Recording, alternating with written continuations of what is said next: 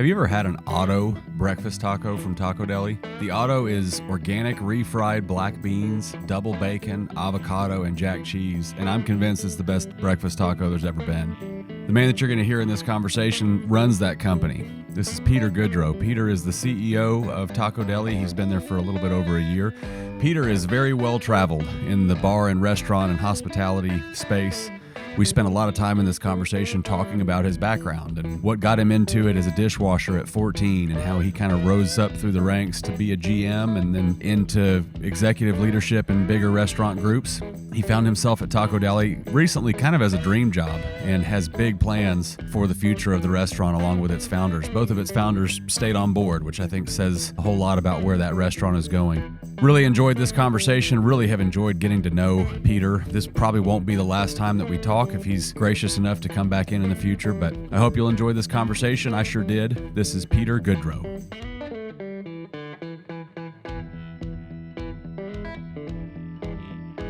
Other, industries out there, they don't get to have as much fun as the people in the restaurants. Let's get to it. It's food, beverage, good times, and it just kind of gets you. It bites.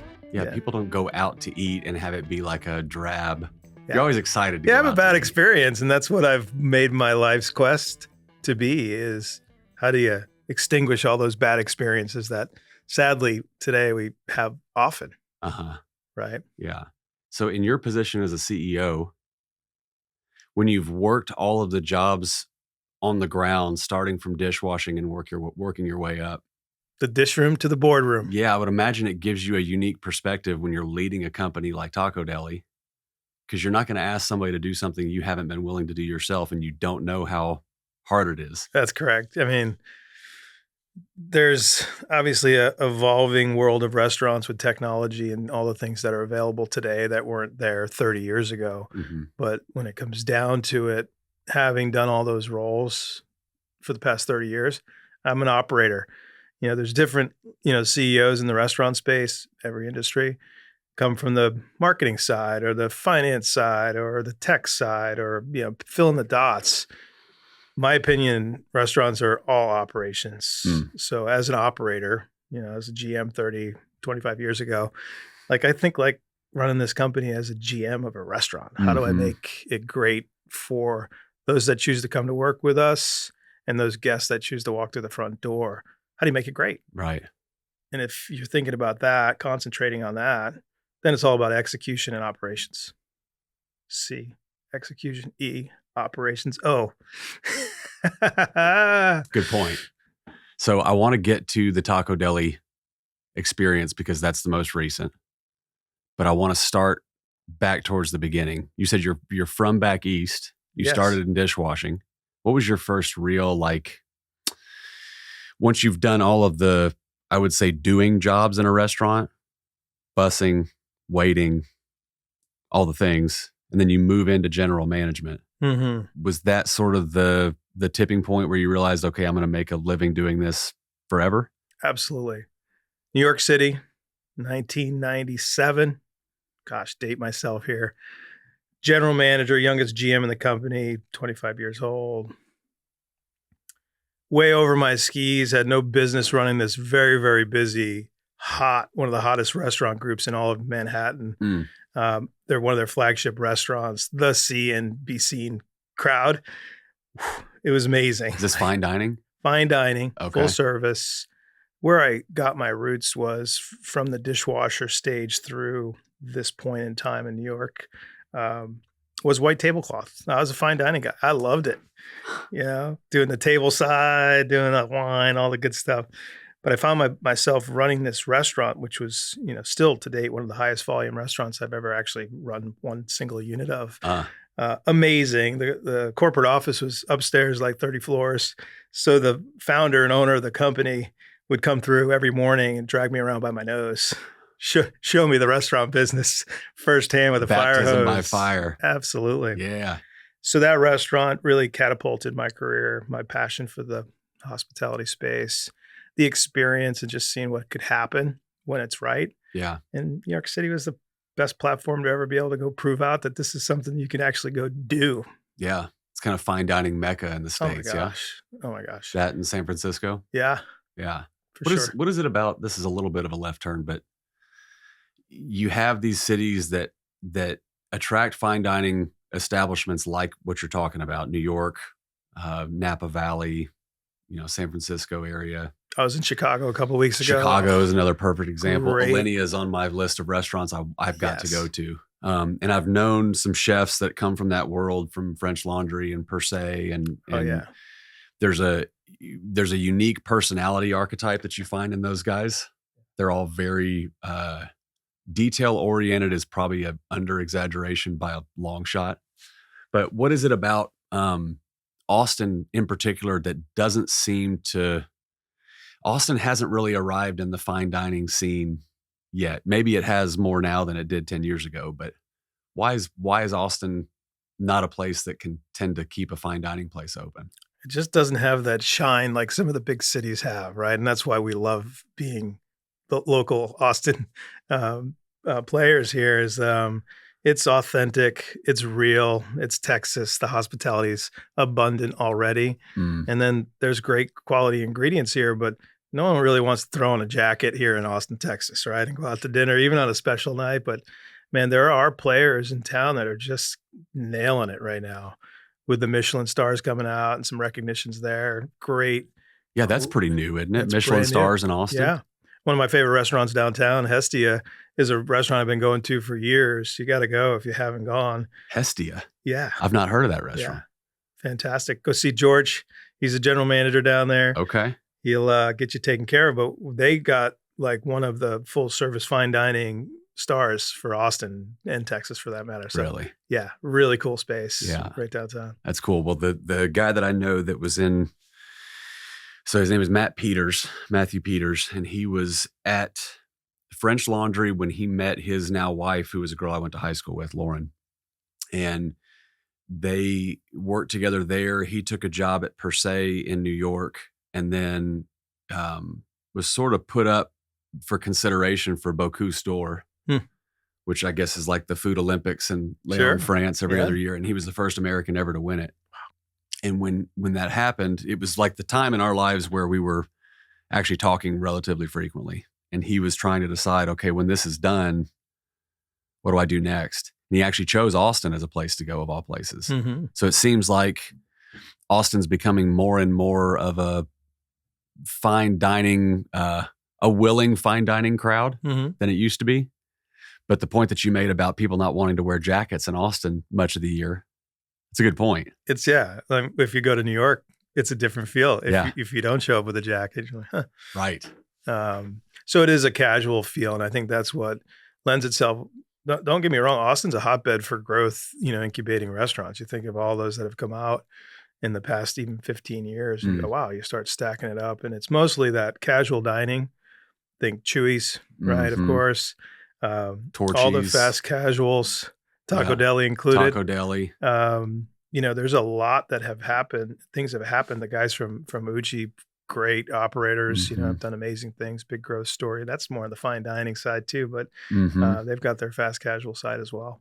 You've got Rudy's Barbecue in that Oh my world. gosh. You have some that you don't even realize started in Austin, like Schlotsky's. Yeah. That's just old legacy chain, but you don't really think of it as an Austin place. But it is. It started in Austin, right? Yeah. It's been an incubator hotbed for years. Freebirds back in the day. We spent some time there and did big growth with them. Yeah. And that was a chuckle that I got from looking at your resume. Was you have this fine dining in the beginning parts of your career, and then all of a sudden Freebirds shows up, which is very much the antithesis of fine dining. You look at that timeline too, 2008, there's a lot going on in the world. Right. The group I was working with had purchased Freebirds, 15 restaurants, that beginning of the year. And by the fall, it was like, where's the world going today? Yeah. So was a really big part of my growth operations restaurant story was we decided to hit the gas pedal, and we opened, nearly 100 restaurants in those 5 years from 2008 forward, where everyone else was recoiling, trying to find ways to get through it. It was a pretty special time. How do you make that decision? Yeah, it was I can remember being downtown in a boardroom meeting, and there was a group of really smart people, and I was just getting on the scene, coming from fine dining. And here we go. At that point, it was burrito and beer. Texas got strapped on a pair of Ariats boots and got some jeans. And we had some hard decisions to make. And we were planning for growth, but the group around the table got up at the end of the day, a long meeting, and said, hey, this is an opportunistic time. Let's go see what we can do. And, there's going to be some players that aren't going to make it through this. So they got ready and we deployed. And gosh, at the end of my time with them, we were opening 25 restaurants a year. 25 a year, 2 a month. There's an asterisk there because that's not always the right way to grow. Yeah. Fast sometimes creates friction. Most times, actually, right? So change does in general. Yeah. That much change. That introduces a lot of nuance to a business that, oh man, we think about it a lot in what we do, which is obviously very, very different. But, remote IT support, you would think, well, we could go into any town we want. And we dabbled with Florida. We dabbled with Colorado. We have some really good client relationships in Denver. And even though logistically there's not a whole lot that goes back and forth between Austin and Colorado, something about having those customers there and those personnel there and having the bulk of our team here, it just fractures your team in a way that you could do it, but it would require a different level of attention than we were willing to give it at the time. So true. I mean, thinking about geography and growth strategy, it was always like back when Southwest was in its glory. It's like, well, if you can get there on a Southwest flight within, a couple hours without a stop, we should go there. Right. It was actually, can you get there in 2 hours? Yeah. It's almost like a spinning of a globe expansion strategy. Exactly. Oh, New Mexico. Let's do that one. Yeah. Yeah. So how do the lessons you take from that, this is sort of coming into current day, but I want to go back into the past a little bit too. What lessons do you take from let's say the Freebirds expansion story where you grow maybe a little too aggressively? What are the marks there that you would look at and say, okay, let's be a little more careful on how we expand this thing this time? Well, you can't outgrow your people pipeline. Your internal support team has to be prepared to grow. And I would say one of the learnings there was we got pretty far out in front of our skis a little bit there. And we had to figure out how to catch up. And that catch up time usually comes with some, misses, whether it's not enough training and development, not enough thought about all of the systems and tools to replicate. Mm-hmm. And truly what can happen is it loses its soul over a period of time because you're not there to be able to get there, have the right people who understand the soul, the brand, the culture, and also how to execute and be consistent and, deliver the promise of the brand. So that's one big one. So I, since then, working with lots of great groups, Snooze is one of my sweetheart brands that I worked with for 5 years and we really set the stage, but we invested every step of the way on future. So when you become a growth company, you actually have to make a choice. We're not going to just open a restaurant or two next few years. We're actually going to do everything every day to go open restaurants responsibly, smart, and execute well. Mm. And there's a difference, right? Because you can be a restaurant company like Tacodeli was for years. Just let's open a couple of restaurants. We'll see what presents, opportunistic. And then, you have to make that conscious decision to go making big investments, technology, systems, tools, people. But that back to the story of like, you got to have the right people that are leading the business. Hmm. Yeah. The planning for more aggressive expansion 2 years from now makes you make different decisions for that period of time. Exactly. Than you would if it was just sort of slow grow. It's hard because there's financial commitments that companies are just not prepared to make or never thought that, wow, it's going to actually cost all this to go do that. But you see spectacular stories of recent. There's a hot chicken's all the craze right now, right? You got to have your hot chicken. Mm-hmm. And there's a brand that just actually went to a big event, which created $1 billion in valuation in 7 years. Oh. It's public, right? It's right there. Yeah. They started in a parking lot, a couple of college guys. And if you could say 8 years later, you got $1 billion valuation, that's pretty much unreal. Yeah. unbelievable. Is there an example of a restaurant group that has started small, has grown over time, has taken some investment from outside sources, and then aggressively expanded without losing its soul? Oh, absolutely. Those are the successful ones today, right? Those are the ones that aren't recoiling in tougher times or not trying to catch up to their growth because they went too fast. Mm. I think of several brands, couple I've gotten a chance to work with.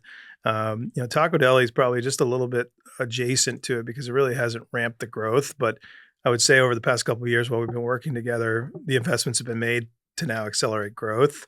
I love what Snooze did just because I was a part of it. It's again my sweetheart. Wonderful things there. Ruby Slipper when I was in New Orleans, another brunch concept, really calculated, smart people around the table, making sure that every step of the way we just did really great things. So little bit of my internal voice here because I love these brands. But there are spectacular companies. I think Terry's group here in Austin with the burger, they've done a nice job of really trying to stay focused on what they're doing, creating value, giving great quality, right? So Uchi's done that as well. I mentioned them earlier, but big fans of what those guys did from early roads. Chewy's, went really fast, caught up, and then, kind of like turned it into a really great story to where they are today too. So beloved brands of mine. So Yeah. There's something about, I mentioned Rudy's earlier, but you walk into any Rudy's in the country, at least the ones that I've been into, and the experience is the same and it stems from the people. Yeah. Somehow they're able to train their culture into people regardless. Family owned, right? Yeah. Just you can feel that when you walk in there. Some of the best execution from a hospitality and fast casual I've experienced too at Rudy's. Yeah. What is the feeling you get when you walk into a Rudy's? Where does that come from? Because it comes from leadership, man. It's leadership, right? So when you walk into a restaurant that you're feeling like there's an energy or there's just a lack of energy for that matter behind the interaction and you go, gosh, what's going on here? You know that something's going on upstairs. Yeah. Right. And those that are empowered, you feel it. It's like they can say hello to you. They'll make a personal emotional connection, even in a quick service, grabbing your convenient bag out of wherever your favorite spot to grab might be. And, somebody can say hello, check on your day, knuckles, and you feel so much better walking out the door than they just, what's your name and what's your number? And here you go, transactional, right? Yeah. Culture. The culture of a company is a reflection of the personality of the leadership. So back to my quest in my career as in the restaurants is how do you stomp out, extinguish all of those negative experiences when you serve so many guests, right? It's math kind of is against you at some point because the 100 guests that might have a great experience, there's another 100 people down the road that 10 of those might not, have gotten, and now your percentages are like, and it really hurts. And sometimes it's you or I or audience here, but and how do we actually get people to care? Mm-hmm. That starts at the top, and it when you walk out the door of your experience, whether the leadership's vision is being cast or not. Mm-hmm. And if it's negative, then there's probably some lack of clarity, mm-hmm. a little loss of what the vision might be, and maybe not enough oversight or coaching to enforce those really important hospitality, right? Ultimately, we all love great food. We all love great beverage. We've got our favorites. But what the best part of it is when you have that great experience, it's not just because of the food. It's not just because of, oh man, those margaritas are strong, right? It's like, I felt a little better when I left, or even in a drive-through when somebody goes, hey, what's happening? Oh my gosh, you got your dogs in the car. Mm-hmm. You go, that's really cool. He didn't have to do that. She didn't have to do that, but man, thank you. And they wrote a little note on the cup or whatever it was. Little things, man, they go so far. Little things go a long way. Sure. And I would say the vast majority of people, when they leave a restaurant with that feeling, have no idea how they got it, but they know they got it. Yeah. And it's like the thing that makes it pop that restaurant into their mind later when they're looking for a place to go. But most people couldn't even articulate where it came from. Yeah. So it's the little things too. So don't forget, like, if the restaurant doesn't smell great when you walk in, you're already starting out on the wrong foot. If you don't get that warm, welcoming greeting that you're looking for, okay, you got strike two. You don't even know it yet. Just like your just inner clock is working, your mindset's thinking, and then a few things might go astray. And then it's like, gosh, what's going on here? So, yeah. Right. Now hiring sign on the door. Uh-huh. Big indicator. Straw wrapper in the corner. Light bulbs are out. Uh-huh. It's a little dirty, a little dusty. Yeah. And you start to add it up and you go, probably not the best quality food. Probably not executing the best. Is it safe? I don't know. All these things creep, whether you even know it or not. So if you meet a 19-year-old kid who's worked in restaurants before, let's say they haven't worked in restaurants before, but they have whatever that it is that you had where it's like, this is the thing that really appeals to me. And you have a chance to influence their decisions. Do they go work at a Cheddar's restaurant or do they go work at, what'd you call it? Hestia? Oh, yeah. Do you nudge them to go casual? Do you nudge them to go fine dining? It's a great question. I think if you get a chance and you do have a passion for that really fine dining, that carries you through your career because the level of detail that you'll see at a Michelin star restaurant is different, right? There's different elements to, really successful fast casual restaurants or quick service or casual dining for that matter, Cheddar's, and systems and tools in these bigger companies that, what's your path would be the question back. Where do you really want to go with this? Is this 3 or 4 years you want to learn hospitality, see where you go, maybe be, accounting major down the road, do some more stuff here. I'd have them go work that kind of mindset of numbers and financials. Go work with the big companies because they got the tools for you. If you want to be a true hospitalian, go work at the fine dining restaurants, go see some of the highest quality ingredients you'll ever get to see or taste, and you'll learn from some of the most passionate people in the space. Yeah. So it's choose your adventure, right? Is hospitalian a word that you just made up or is that like an industry term? I borrowed it from a smart other restaurateur, but I love it. Yeah. Yeah. It's accurate. It's an accurate term. Yeah. Because when you're in a hospitality business, we had this conversation very early on when we started visiting with each other about the similarities that you find in dining, but specifically fine dining, and really any other customer service business of which IT service falls in that category. Yeah. And this whole podcast enterprise really has very little to do with my business, but that theme pops up a lot. The things that you can learn about delivering good IT service to somebody can really be learned in an industry that really has no relation to IT whatsoever, like fine dining. So that's how you make people feel. It's how you make people feel. Comes down to it. And the systems you build that you can train people against, that give them a discipline to know this is how we do things. Once you have that discipline in place, you can give them a little bit of freedom to say, hey, go write a little note on that person's cup. Go make their day. Something cool about that. There is. And like you're inviting, new people into your company every day as you grow, and they're coming from other experiences. Right. Which it might have been positive, might have been like we described earlier, and you got to filter through that and spend enough time with every person that gets to come in because they will have impact on the others. Right. And same internally, you got to keep checking the barometer of where's the energy, right? Where's is it too much change, for example, which can happen in a growth company? Oh my gosh, you walk in and you talk to a handful of the team and they say, man, we just can't stop. Everything's changing all the time. I don't know what to expect when I'm coming in every day. There's a like timeout moment there where you go, hey, let's take an inventory. What's the most important thing today? How can we kind of spoon feed this a little bit better? Tell the why. Why are we doing this? Because a lot of people go, I'm not sure why we're making it this way, but somebody decided to do it. That would be the wrong answer. Right. I understand why we're doing this because we've got a better opportunity to serve a higher quality, higher consistency item, for example.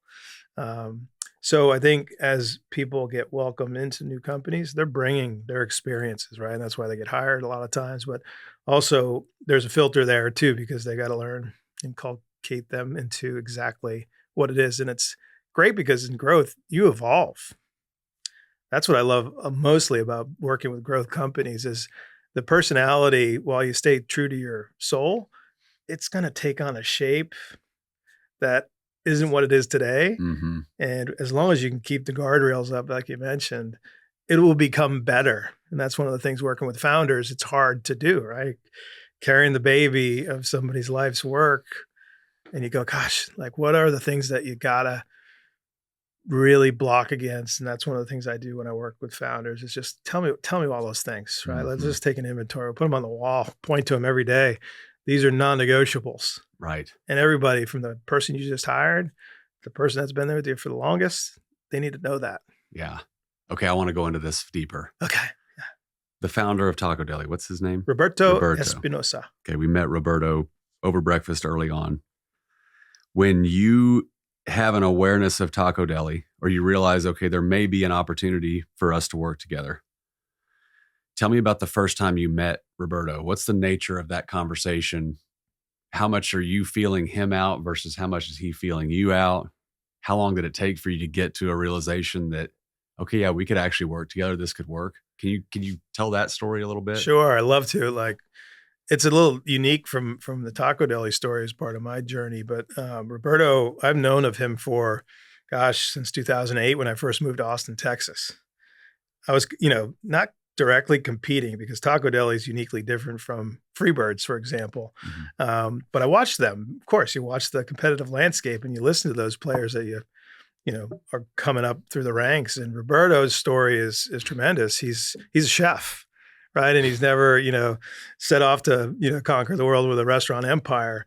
He just wants to bring some of that Mexico City love that he had when he was growing up as a kid, the tacos he couldn't find 25 years ago, and share that with people, with high quality ingredients, just a commitment from a chef's perspective. For me, I was like, well, sign me up. Let's go. But that was years ago when we first met. I've been watching them closely, have had connections with Tacodeli, for, intimately knowing the group for about 10 years. So this was, for me, very unique. And, when we decided to get together a couple of years ago, it was through a friend, right? This is how things work. It's like, hey, Roberto and the team are ready to think about expansion. Well, I said, I'll drop anything when it's ready for them because I know what they're doing. I've tasted the food. I've experienced what they're doing. That restaurant group needs to share that love, right? Get that out there. So yeah, the call came in. I worked on a few projects with him. So getting to know you was really important to him. He's 25 years, real strategic, methodical in his approach to growth. Grew it to 15 restaurants. Still has his spoons in the salsas daily. My first week working with Roberto was really unique for me starting off. So Roberto, of course, wanted to come and show me the food. So we spent a whole day in restaurants, and he would walk in. Of course, he washes his hands because he sets a great example. This guy's a chef through and through. And then there we go. We start tasting the salsas. We bring people along with us. He's coaching, he's teaching, he's showing me this is right. This is one of the things that you got to look out for.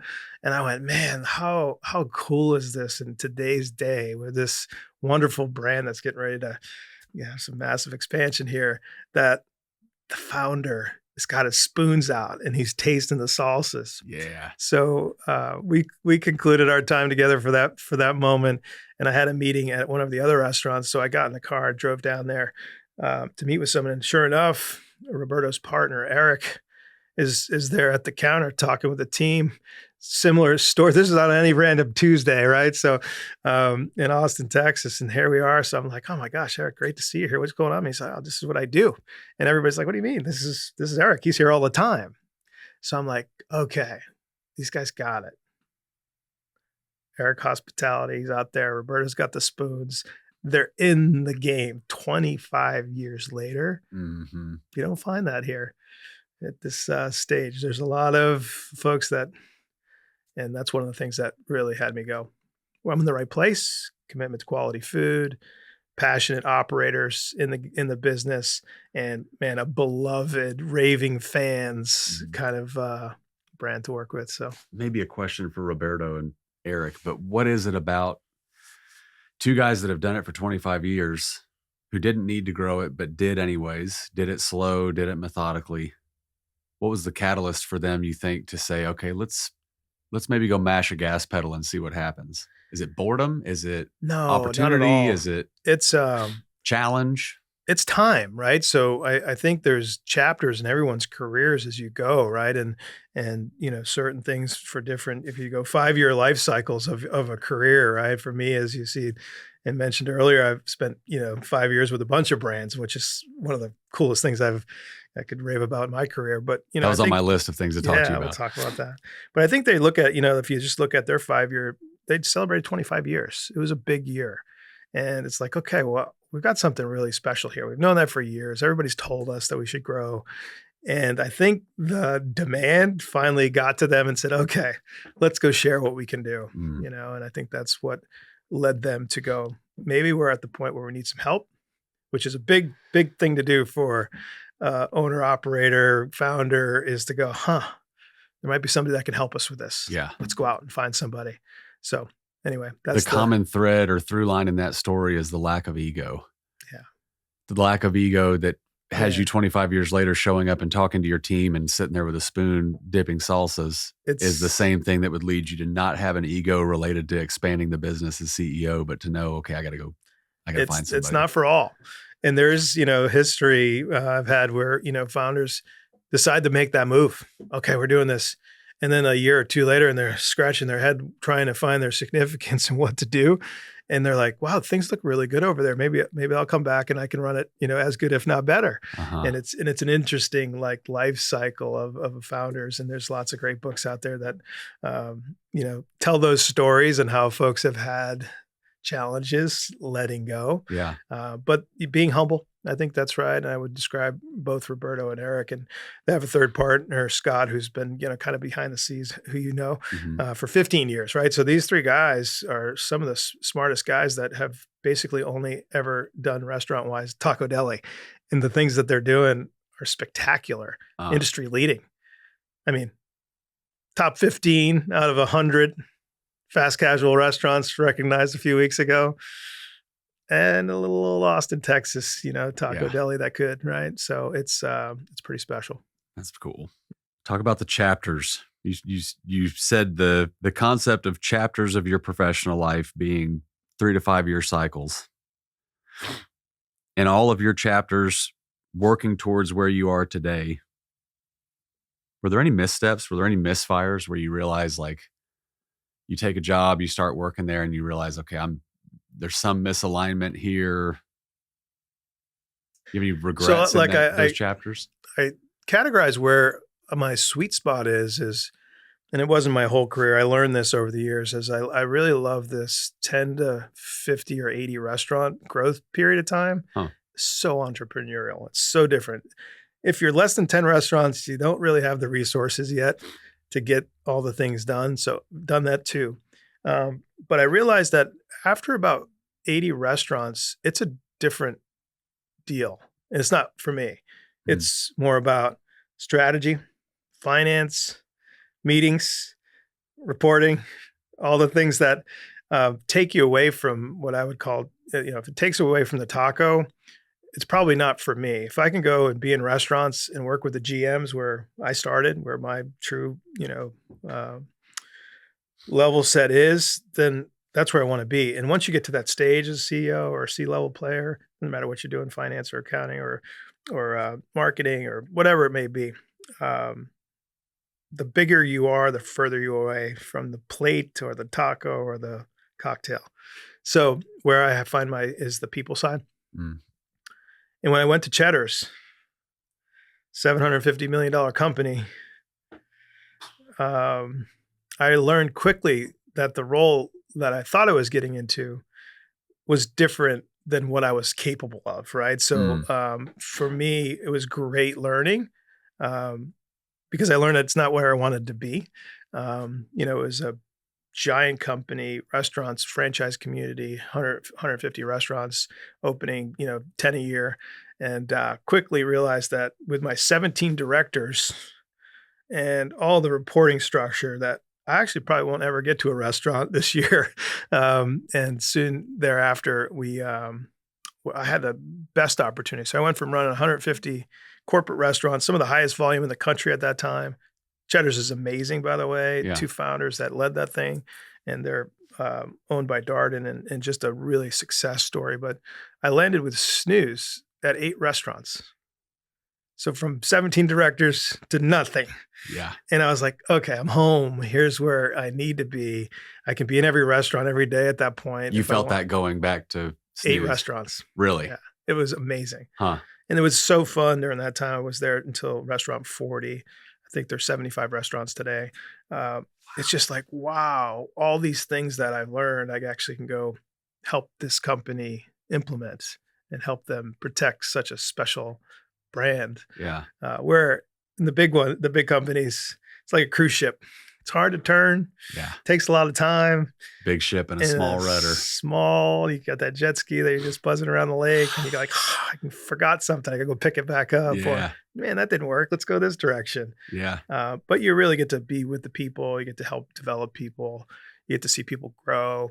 It's really, really special. Okay, so back to the Tacodeli story then. When you're meeting with Roberto and Eric and you're feeling each other out, what's the moment that you either mutually realize, okay, let's do this together, or did they realize it and reach out to you, or did you beat the door down, hey, I'm your guy? A little bit of all. All of them. Yeah. So how you want it to be, right? Yeah. And I was, like a close, and I knew a lot of the players, including having my son work there for 3 years. Oh, okay. Yeah. This is prior to you being CEO. Yeah. You had I the was running inside other scoop. companies. Yeah. Yeah. And I had some friends over there. So when he moved to Austin, he said, hey, I'm going to do the restaurant business. I'm like, we got to go work with my friends at Tacodeli. He loved it. He had a great experience. He decided the restaurant business wasn't for him. He likes the technology business. Oh, okay. All right. So he's doing that. But when it came time, it was like, let's really dance. We're very, deliberate about what we're going to do. Let's take 6 months. So I was in a consulting capacity with them, and there was a handful of projects that just needed some attention. While I was working with some other brands at the same time. And I came to town, and I was able to, start looking around a little bit. I'm like, I've got an idea for you here. There's one here. And then, yes, we'll work on these projects. But we ended up getting a bunch of things taken care of in short order. And then it was like, okay, let's go. So I packed up the wagon and moved back to Austin. And, sure enough, it was, 6 months into it, we really go, wow, this is great. I'm like, we're all working together really well. And then they, gave more responsibility. And at that point, it's like, here, we're your co-pilots now. Let's fly. When are you named CEO? It was a little over a year and a half ago. A little over a year and a half ago. Yeah. Okay. So let's talk actually coming up on a year, just to be clear. Yeah. Okay. Let's talk about those early days. The thing that I can't relate to in your story is stepping into a thing that's already built, and now you're the guy, and you got people looking at you for direction, knowing you're pretty new here. How do you win over a team? How do you convey what's important to you in a way that keeps the culture intact, but also preps them for the changes that are coming? Yeah. You got to go get in the weeds with them.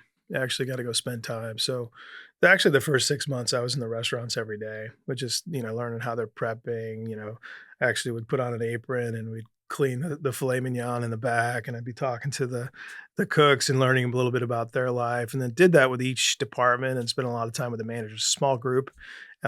We met a lot in restaurants, kind of seeing day in the life of what they're doing. I was there to, kind of break down any walls, make sure that they had full access to me. And then at that point, really assessed like, okay, what are the missing pieces of players that we can fill and help, and we'll start to get some traction quickly. So identified a couple of great players that I thought would fix or help with a few of the friction points, brought them in. They had some traction too. So while bringing people along and elevating a few people in the company, we were able to get a lot of trust. And then as far as the founders and the partners go, it was like, we're going to march towards a specific plan, and this is how it's going to look. If we get this, it's a win. If we get more than that, it's going to be great. I remember circling on a calendar when I first started with Roberto and Eric and Scott. I said, here, on this date, you can gauge my level of impact. And it will be, and I wrote a number on there, percentage of profitability. And sure enough, when that date came around, it was like, you really like sandbagged that one, didn't Called you? your shot. We were really excited about that number you put there, but man, what a great 6 or 8 months it was. Yeah. So we opened a restaurant during that time, a couple of restaurants. So we had a lot of camaraderie, a lot of time spent together in restaurants. When you have a focus on bottom line. Many companies can lose the focus on the culture when they're pursuing enhancing the bottom line. Can both be done at the same time? Yes, I think you actually have to have results to have permission to grow. Like if you don't have a profitable business, there's some restaurant groups out there that are widely known and that don't make a dollar. There's like salad concepts out there like Sweet Green or otherwise that are national brands that are sweethearts, darlings that never have made a dollar. Why do they keep going? There's a lot of questions around that I don't have the answers for. Yeah. I've always operated on when you have a really strong economic model, first of all, you got to have a proof of concept, a concept that is beloved and proven and you can replicate it through systems and tools, but it's also got to make money. Mm-hmm. So the systems and tools help all that. But if you have a plan that's not intact, it's really hard to actually go multiply that and have it become a real $1 billion idea. Yeah. So how do you do that? It's not all about the profit. It's all about how you can be more efficient. And you just take it back to the operators because they have all the answers, right? So a lot of that time spent in early innings for me were like, what are your friction points? And what do you think we should do about it? Not like, hey, I've done this for a long time. Here's my answer. Yeah. You're doing this for 10 years. Like, what are we missing here? And you can get some purchasing power along the way, get some technology to help you get optics on the different, metrics. And you can make some hard changes that probably were kind of ingrained that didn't need to happen because they were just what we always did. So pushing some of that back will get you the efficiencies. Getting some purchasing and some controls will save you some pennies on the cost of goods. Mm. And then making sure that you just focus on the top line, which is selling one more taco, one more margarita tomorrow. Mm. And if you do that, a lot of things will fall in place. So really committed to the experience, which turns into frequency. And then getting awareness out there through some really good marketing channels and some, fun things that, put you in the relevant bucket as far as what we're doing, telling the story. Yeah. Yeah. When you're eyeing expansion, like you are, and you're spending those times, like you said, in the early innings of your career there, meeting all the people, are you looking for, like, who's the person that I can open a restaurant over here and kick them over there and make that their restaurant? Love those stories. It's what I wake up and do every morning is like, if I can create opportunities, someone to actually realize their full potential, whatever it is what they want to do, maybe they don't even know. But if I could find whether it's a kitchen manager or an up and coming shift leader, right? Or, culinary leader, like kind of guide them, and using my resource. We've got great people in the ranks that are looking for that as well on the people side. But those are the things that are the most rewarding. It's not about the, value generation or otherwise. It's about creating a great path, helping people realize that the restaurant industry is a great place to be for your career, not just a job or a path to becoming a whatever you're going to be, and really capturing them. And I've had some great stories over the years. Some that, man, I go, gosh, this guy might have cured some, illness out there, but I actually took him down a road. I have a person that I think of when I tell that story up in Providence, Rhode Island, who's going to Brown University, and he was in the medical program, come from a family of doctors, most gifted maitre d' you'd ever work with. Guy had poise. He had like the charm. He just made you feel like you got a big hug when you walked in. And he was, studying his medical stuff, and I just reeled him in, and he's still in the restaurant industry today. Oh. So sorry, world, but yeah, you'll get some great hospitality. I wonder how he would tell that story. Yeah. I had this guy that kicked me off my path. I should have been a doctor today. I'm sure his mom says that. Right. Okay, so go back in time a little bit. We still have some time left.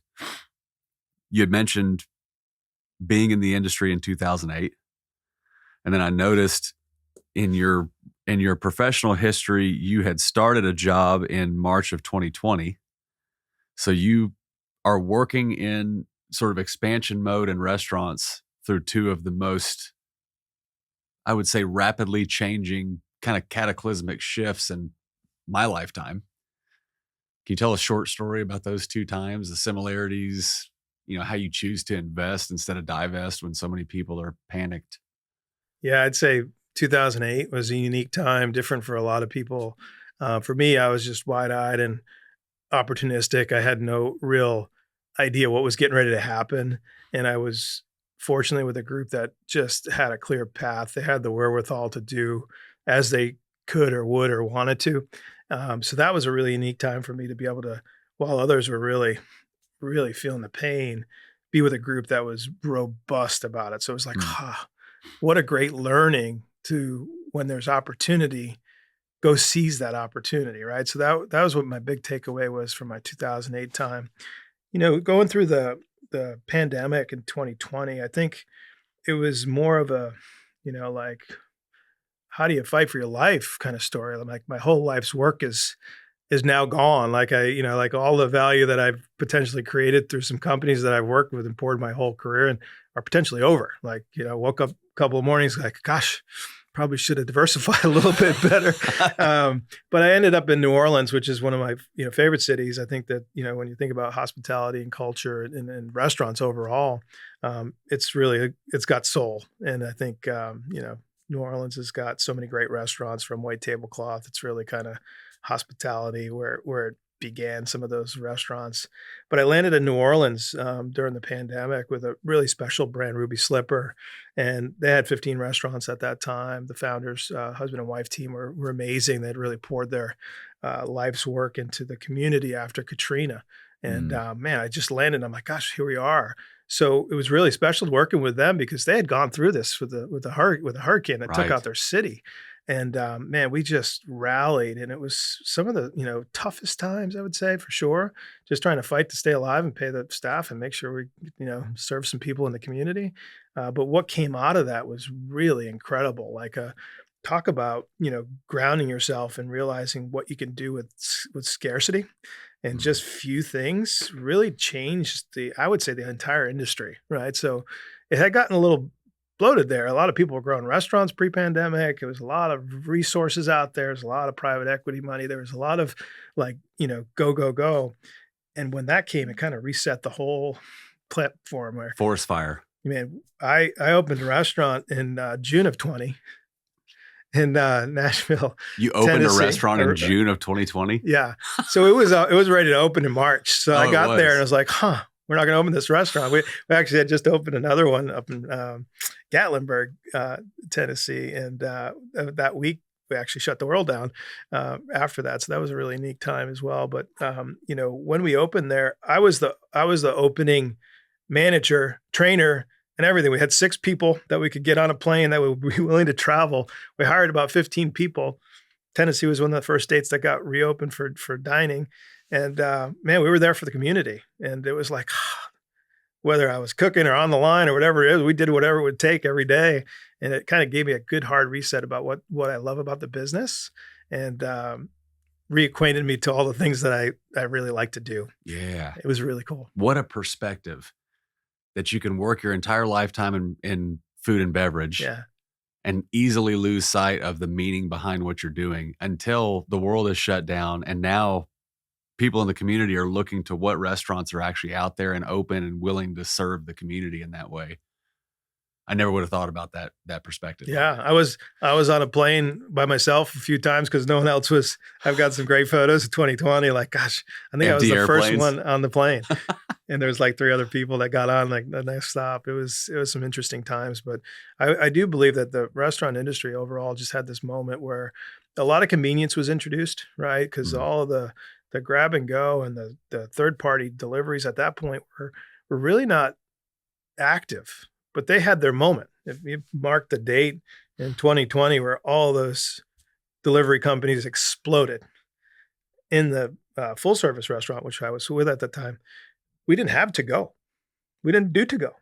But now necessity is the mother of Overnight, you invention. become a to go business. Right. You learn so many things, and like it's 20% of their business today. Yeah. Yeah. And the changes that happen at a legislative level too, to allow to go margaritas where you didn't have them before. I remember going to a little Mexican restaurant between the Y and Oak Hill and Dripping Springs. I can't remember what the name of it was, but having the ability to take margaritas to go for my wife and I was like, this is magic. Yeah. So thankful for the COVID era for making those changes. Yeah. Yeah. What do you come away with after having lived through something like the COVID era in food and beverage. When you look back on that time in hindsight, is it a, boy, I can't believe that happened, that was awful? Or do you come away with it with gratitude? Tremendous gratitude, and also like confidence that if we can withstand what we did in the restaurant industry, Yeah. there's no really taking us off our mark. That was, everyone got brought to their knees. Thousands and thousands of restaurants closed. People ran from the industry because it was, it was easy to do at that time. There was just people didn't come back. But my learning is that we got stronger for sure. Those that are operating today that made it through, and all the support that was given through the ways to get through that. People realized that maybe this isn't for me, and those that were kind of weak or not really strong at that time, they're not here anymore. Yeah. But it's probably for the good for them, and better for the operators that want to be in it with a strong brand, Right. ready to grow. So 5 years later, here we are, and I think stronger for it. And those brands that are flourishing right now, it's because they had a really strong value-based focus on what they did, and they pivoted. Some of them learned a lot. Yeah. And they were open to it. Boy, for the folks at Ruby Slipper to go through Katrina and then the 2-punch of COVID. There's been a few hurricanes since then, and they're intertwined. That's made it hard. New Orleans is, they've developed some muscle though for really proud of that withstanding team. tough times. Love the group over there. They're just You still stay in touch with them? oh yeah, absolutely. Yeah, that's Elizabeth, cool. the CEO, is amazing. So you've gone from East Coast in New York to New Orleans Denver. to Denver. You're a vagabond. Where's home? What's home? Is Texas home? Austin's home. Austin's For home. sure. When I think about family, it's Rhode Island. I grew up on an island there. Okay.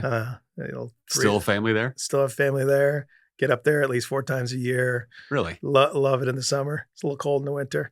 Yeah. But yeah, it's home for me. It's where I went to school. It's where my roots were for sure. But Austin's home.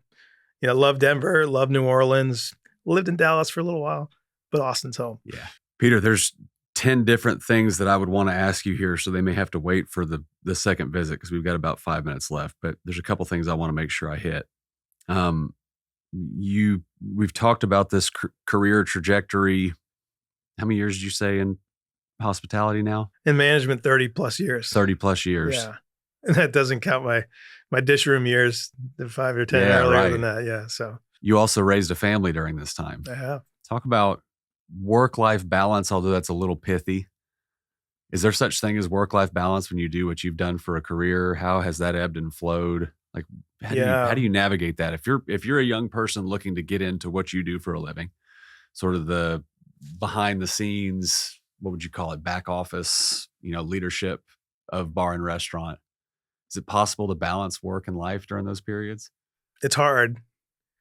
But if you put up the right parameters and you put your priorities, put yourself first, the restaurant industry is like any other industry.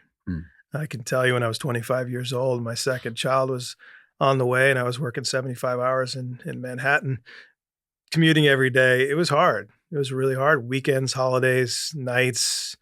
I mean, it's not easy on a family. But for those that can really balance it, there is success. There is, a lifestyle that you can enjoy, and you can have a really rewarding career while you're serving some of the best food and beverage and having people have great times. But it does have challenges. You miss many things, sporting events, special moments in time. But it is rewarding when you can really step back. And I think, even the pandemic's helped to sort that even better in the past 5 years, prioritizing that. The restaurant industry doesn't have to be 75 hours a week, 6 days a week, all these things that companies realize with great people, they can grow. And for me, that's been the best part of, the past 5 years is to step back and say, what if we did it differently? What if we could have a way for people to go, I can work really hard. I can have a quality of life and I can enjoy my family because that's priority. What if? Well, you have great retention. You have people caring about the business, feeling like it's their own, as opposed to, gosh, this is just a tough business to be in. Yeah. It becomes so much more rewarding. So it's a hard I had biz. the word rewarding in the back of my head. Yes. Because the next question I'm going to ask you, because the way that you just explained that to me needs to be restated. Because we're in this era, my generation. Yeah. I'll start with my parents' generation. My parents' generation made it mandatory for my generation to go to college to get a degree so you can get a good job. And you had these sort of down talking to trades.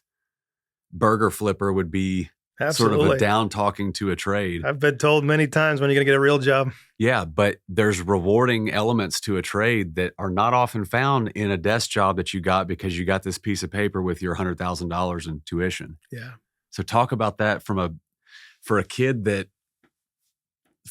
doesn't really have clear direction. They don't know for sure if they want to be a doctor, lawyer, something that would require higher education. But they also know I can work hard. Yeah. And I'm creative. What is it about bar and restaurant that you would tell them to look out for? Well, I'd say what to look for is if you want to be an entrepreneur, be your own boss, and you want to work in the restaurant, go learn from smart people, right? And then do that with the companies that are successful, whether it's the fine dining restaurant that just got the Michelin star or the big company that's been growing for years. But what to watch out for is it's going to require a level of energy and commitment that's different than a desk job, right? And if you don't like to serve people and it's not your thing to be, kind of in that servant mentality, it's probably not the right path, because that's what the hospitality restaurant industry is. We're serving food, we're serving guests, we're serving beverage, and hospitality matters. And if you don't have a passion for food and beverage, there's so much life to live. Go find it. Yeah. Yeah. You're also in an industry that really can't be replaced by AI. No. Hospitality doesn't get delivered by a robot. Doesn't. Yeah. Doesn't. That If you human don't like to element. engage, I mean, there's opportunities like, in the restaurant industry that aren't for people that want to be, the spokesperson or the, person out front, engaging with guests every day. Yeah. For sure. And there's a tremendous successful set of people out there that do that. But most of them understand how important it is to engage and to really deliver hospitality. Yeah. Yeah. And it really happens behind the scenes too with people that don't interact with the patron.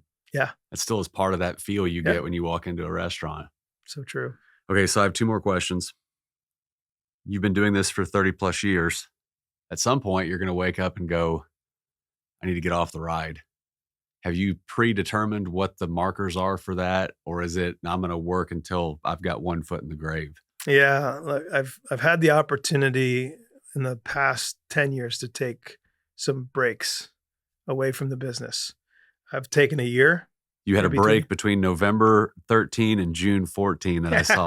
That was one of the things I wanted to ask you about. We can talk about it. But. And I traveled the world. I saw things. I did things. I actually came back recharged, energized, and I've done that a few times. And I think that's really important and that's what grateful for is the industry's allowed me to do as I moved around to different brands, working with brands, bringing a different perspective and taking a little time in between. So that to me keeps me going and energized. I love working with brands. I get really excited about the stage of growth. And then at some point, it'll be time for me to hand it over to the team, right? Just as a founder would do to someone like me. So I anticipate that.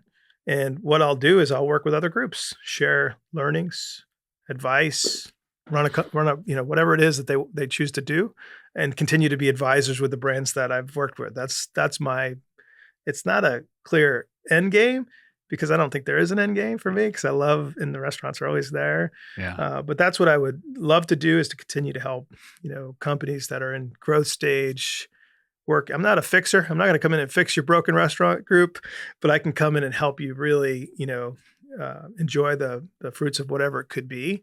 So I could do that with many. Yeah. So that's kind of my goal. And gosh, probably not forever. Like to just be a guest in a restaurant. Yeah. Too. Is it hard for you to go into restaurants and not look at it through the lens of like, what could they be doing differently? It's so hard. My loved ones have a really hard time because they're like, Dad or sweetie, this is not your restaurant. Let's just have dinner. Yeah. Stop talking about work. All right. So last question. This is the only question I ask consistently. But in a world that's full of negativity, And that's the headline, is always what hand grenade Elon threw yesterday that we talked about earlier. There's no shortage of evidence to be found that would make you negative or pessimistic about the future. In your position and what you do and what you see day to day in the restaurants, what makes you optimistic? What do you see that makes you optimistic about where the world is going, or even just where Austin, Texas is going? Yeah, I mean, I'll just put it into real clear daylight. It's when you work with a special brand like Tacodeli, and you see, even now is not an easy time for restaurants. Like it's not been a great, 12-month trailing period of time. But when you see the brands that are really flourishing, like Tacodeli is, and some other really great brands, for me, it just gives me hope, right? Like those that do the right thing and the passion's there and you can see the commitment to quality, like there's no worry about the future, from what I can see. So, yeah, it's, you can get pessimistic on a lot of things. Yeah. And when you're in a restaurant, just have a cocktail, enjoy it. Right. When you can weather Katrina and you can weather the world being shut down during COVID, a little inflation here and there, some market disruption, Sure. probably pales in comparison. Yeah. Okay, so finish with Tacodeli. Where's Tacodeli going? If we're sitting here a year from now, what's different? What are your aspirations for the brand? We've spent the past 18 months or so really working on the plan for growth. So we are on the launch pad. We've got many things in the works. We have a pipeline of restaurant growth where we're going to triple in size in the next 36 months. If all goes well. And again, we'll do that responsibly. Texas, outside of Texas? All Texas. All Texas. Yeah, in the next 3-4 years, right? So there will be another state in our horizon where we're going to just spend the next 3 to 4 years taking care of our friends in Houston, taking care of Dallas. We'll be in San Antonio at some point, and then continuing to get the neighborhoods in Austin and around, including potentially, maybe, who knows, Bastrop County. Yeah, so the fun and excitement has begun. A lot of the systems and tools are implemented, right? Today, the team's intact. The real estate pipeline's ready to flow. And, we do have our other channels of our CPG business, which is in all of the Whole Foods around the country, HEB, Kroger. And that's flowing as well. And then we have our wholesale business, which we've got some amazing partners out there like Summer Moon Coffee, great friends of ours that we've been doing business with years, Black Rock Coffee, and we sell our tacos in there as well. So we're going to continue to expand that channel as well. So it's really 3 channels of growth: that wholesale business and retailers, the CPG business in the grocery world.